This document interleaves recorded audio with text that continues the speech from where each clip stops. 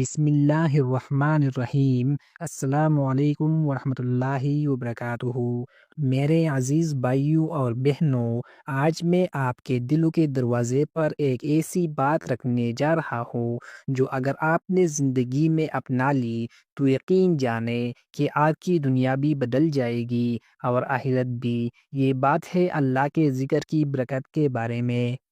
اللہ تعالیٰ قرآن میں فرماتا ہے، الا بذکر اللہ تطمئن القلوب۔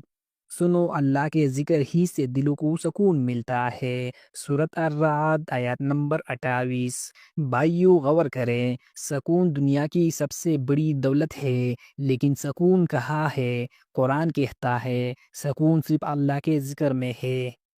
رسول اللہ صلی اللہ علیہ وآلہ وسلم نے فرمایا، جو شخص اپنے رب کو یاد کرتا ہے اور جو نہیں کرتا، ان کی مثال زندہ اور مردہ کی سی ہے۔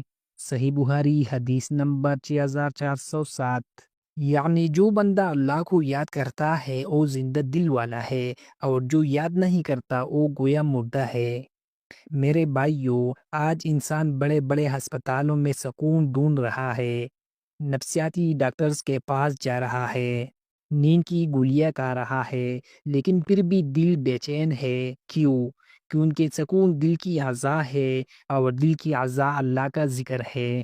آپ نے کبھی سوچا، ہم جب کسی عزیز کو یاد کرتے ہیں تو دل کو خوشی ملتی ہے، تو پھر جب خالق کائنات کا ذکر زبان پر آئے تو کیسا نور دل میں اترتا ہوگا۔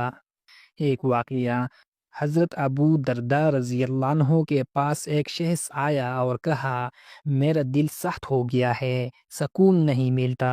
تو حضرت نے فرمایا، اللہ کا ذکر زیادہ کیا کرو، کیونکہ یہ دل کو نرم کرتا ہے اور انسان کے گناہ دھو دیتا ہے۔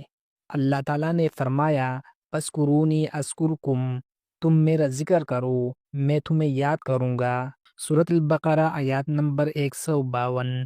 سوچو کتنا بڑا مقام ہے کہ جب بندہ اللہ کو یاد کرتا ہے تو اللہ بھی اپنے فرشتوں کے سامنے اس بندے کا ذکر کرتا ہے۔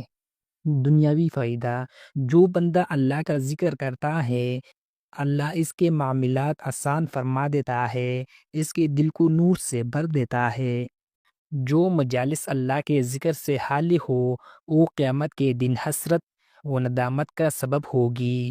سنن ترمذی حدیث نمبر 3380۔